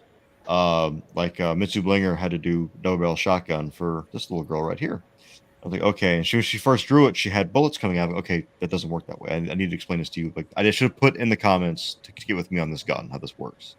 And I'm like, okay, so this is how this gun works. We're not going to go into choke and all of that. And I have to stress to them who are not from the United States, well, most of our comics are read by Americans who will take anything accurate with guns very seriously. Therefore, we need to make sure it functions appropriately. And that's just kind of learning the artist and making sure that you put Google Docs great. You put a note saying, hey, when you get to this panel, get with me and I'll give you the references. Or people who make cosplay stuff are amazing because they have videos where they will make like cosplay like revolvers and firearms, and each part is a different color. And you can send them that video like, hey, this is how it works. There's everything in it. That's all you need to know. So bless the cosplay prop manufacturers. You guys are amazing. Thank you. Nice. Ray, what are your thoughts? Well, as already mentioned, I'm a big fan of Google Docs. In regards to this is the first issue I've ever gone from script to inked to colored to lettered. For me, I remember I watched an interview once of Todd McFarlane talking about his process on action figures. And he talked about having to sign off on about 7 different steps to make sure there wasn't anything missed or anything that didn't need to be excessively reworked after. And for me, I was kind of in that realm of very informative, very thorough on what I was looking for. And then I took pictures of drawings I had on a whiteboard of panels. I had an idea. And then I disclaimed to the artist, this is my first time. If you think there's something that's going to look better than what I'm describing here, I trust your instincts and go with it. So I gave an excessive amount of information, which could backfire on me, but I made sure it didn't by saying, go with what you feel. If you think something's going to look better, then try it out. I'm sure it'll look better because you're going to have more experience than me on the topic. The end product, I was working with Evan Quiring. He's of Cyclone Studios. We worked very well together. I'm really happy with how everything turned out for the interiors. He did a good job. All right, cool. Mr. J. Yeah, Isaac, what's up? What? I was going to ask Ray when we're going to get together and tell Google they got to start paying us for talking about their product here. Like, where's that check coming from, Google? Come on, we're both doing it here. You got to pay us. Well, apparently they've had a lot of layoffs lately, so not anytime soon. But I'm happy to take in royalty checks anytime. They're not laying people off because they don't have cash. They're laying people off because they have AI. So they got cash. They got cash to spend. Definitely have cash. Yep. So Jay, what are your thoughts? Well, I don't use Google Docs because I got a premium Dropbox account. So all my stuff is uploaded on that. Dropbox, pay me that money, baby. Whatchamacallit. But I tailor the scripts to the artist. So if it's somebody I've worked before that we got a rapport, it's not super vague, right? But I'm definitely going more for character beats, emotional moments, and I'm setting the entire page in that first section. My template is I use a simple WordPad document, right? And it's page and indented panel, and then dialogue is indented again. And I'll copy and paste and recycle those same things further down. My dialogue, again, for me, because I do the lettering with my wife, it's not exact, right? My dialogue is not finalized until we're lettering because I don't know what the panels are going to look like, right? So they can be managed on the page. Yeah. There could be something that I don't need to say in the dialogue that maybe I can add something else to. So it's more intention, it's more emotion, and sometimes my scripts are just not that it is. I just talk on the phone to the artist, but we'll go over the script also. You know, so I don't have a set format. I'm really loose. I'm not an anal retentive person. It needs to be like this, unless I gotta point out Chekhov's gun earlier in the issue or anything like that. That's it. I'm not specific for anything other than that. You know. Yeah, fair enough. For myself, I mean, for a short period, about 3 years, I worked professionally, and when I was doing that, I had to work with editors. So I had to format scripts in a certain way that the editors can understand. So it would be page 1, and then I would break it down, and I would hand them the scripts, and I would break it down to 24 page because we were contracted to do 24-page books. So everything had to be broken down to 24 pages. I did this knowing I would hand it to my artist who I've been working with before, who I knew would absolutely ignore all that stuff and just do whatever the hell he wanted. Okay. I mean, he would follow my story. Everything would be there, but he was going to pace it however he wanted to pace it. So normally when he was done, and because the publishing company we were working with was relatively new to it, they let him get away with murder. So we were contracted to do 24 pages. He would bust out a 30 or 32 page book, and he'd be like, there you go, it's 32 pages. Sorry, guys. And then they'd have to cut me a check for those extra 8 pages, which is great. But I'm sorry. And I the only thing I hate that I will say do not do is I hate double page spreads. I really hate double page spreads, especially when they're not the centerpiece image. I fucking can't stand double page spreads. Pre-pass on double page spreads is a pain in the fucking ass. And then sometimes you got those slick artists who are just turning their shit fucking landscape and think they could get away with the image. And I'm like, no, I'm not paying you fucking 2 pages for that fucking landscape shot, man. Come on. That's different. But I mean, that's different. But I actually like double page spreads. I actually want to produce a comic where it's just all double page spreads. Just produce one. Why not just do the gatefold fucking? We'll call it the J homage comic. You can make it about J Rosario. Yep, there you go. I would dedicate it definitely to J.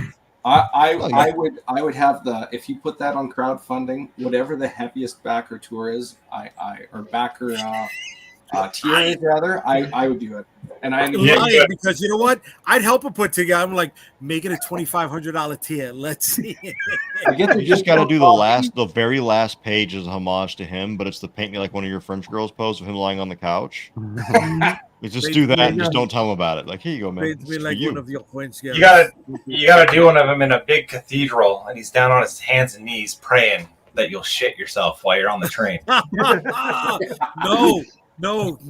I like where you're going, but let me the editor's twist on this, right? The writer's twist.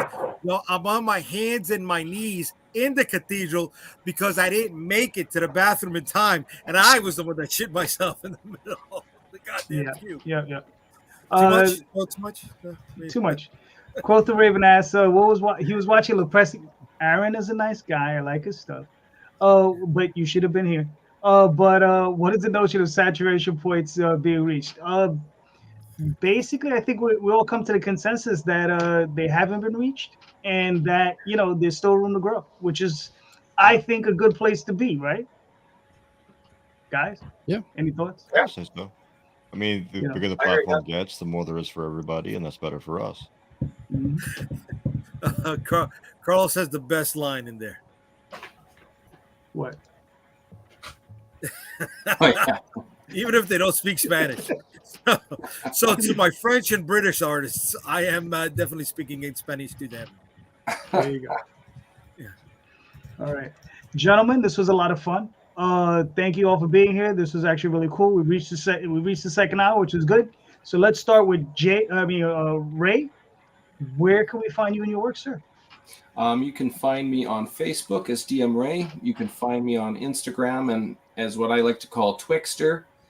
You can find me as Raymond the DM on both Instagram and X. Madcaps launches at the end of April. You can find its pre-launch page probably in the comments of the stream that you're watching, or also just look it up on Kickstarter. It's there. I appear to be getting an excellent following. I'm really looking forward to this, and I'm really happy to finally unleash the action to all the people that are looking forward to backing it. Very cool. All right, cool. Kenny, where can they find your work, sir? Instagram, Facebook, Twitter, or X, I guess it is now. Kenny Aitken Art. I just launched Moonfire Lab on Instagram. I'll have other pages for that at some point in the future on other social media platforms, and I'm building a website for that too. So, and then I think that's it. All right, cool. Isaac. Across Facebook, Instagram, or X or Twitter, whatever the hell Musk wants to call it now. Combo. It is AT Foxy Comics with 2 X's, not 3, because we're not that kind of company. We don't do actual pornography, unless you want to write me a fat enough check, in which case, whatever you want, we'll do it. You can find us on that. You can find us on Kickstarter, is where we are right now. Just Astral Ticket. Come on there and check us out. If you haven't seen any questions, we have people on standby 24/7 to answer questions. Yeah, listen, Isaac. There's nothing wrong with pornography. Back in the day. No. But the problem is, it's Pandora's box. Once you open it, that label is forever on you, and some of my team don't want that label. Again, though, you write me a check, I will make you a comic about you and Jay right now if you want what you want. But until then, all double page. No, it would be all double page eagle spreads. There'll be some spreads, all right. There you go. No, I wrote La Blue Girl back in the day. That's why. So you know exactly what I mean. I'm not gonna. I have no idea what that is. I don't know. That sounds like something you do with a black Bible. I don't know anything about that at all. Oh, okay, gotcha. My wife is gonna be like, "Don't sleep in this bed tonight." You dare sleep in this bed. Yeah, but it also spun me off to writing Tenchi Muyo. Like this. So there you go. The goat of all harem anime. Exactly. Yep. It was a lot of fun. Anyway. Tony, where can they find you and your work, sir? You can find me on Instagram at BananaBat, where I do a lot of Star Noir panels with old-timey music from the 40s, which is really fun to watch. You can find me on Twitter at T/J. Star Noir Book 2 is on Indiegogo right now. It's a second chance campaign. You can get books 1 or 2, and if you back it this week, a physical tier, you'll get this awesome print. Nice. Jerry? All my comic stuff on Twixter, which I'm going to adopt and use from now on, is at Thorny Comics. If you go to, I'm also the only Thorny Comics on Facebook. I use Facebook a lot. And then my my website, thornycomics.com, will always redirect to whatever campaign I'm doing at that moment. All right. Cool. Mr. Rosario, where can they find you? Unstoppable Comics. Unstoppablecomics.com. You can find all of our social media links there on the website. That's it. And here, Sundays with Calderon, and Saturdays on my thing, JD Unstoppable on YouTube. That's right. We actually had a good show yesterday. We actually talked about stuff that was relevant. Listen, don't sleep on the trivia shit either, bro. We have fun with the trivia stuff too, man. Did you hear what you said the first time? Trivia shit. Yeah, trivia shit is fun, bro. Yo, all right, now let me go back into the business mode. We got to get eyeballs on some of this stuff, okay? And a lot more people like trivia than they do talking inside baseball or comic books, bro. Right, but conversion. Yeah, I get it, but you know what? Conversion.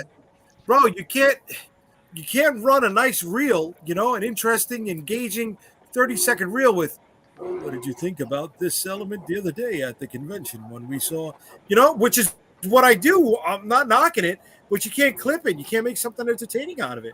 You got to throw the flash in there with the substance, baby. Come on. I don't know. I've watched those shows. Okay. But anyway, thank you so much for being here. Please hit like, hit subscribe, share out the video. Let everybody know we're here. And all of these creators are awesome. All of them are running campaigns or will be running campaigns. Go down to the show links. Check out their campaigns because all the links are there. Go check them out. These are all great books. So please Just remember, buy more indie comics, especially ours. Have a good night, guys. Thank you. Night. Good night.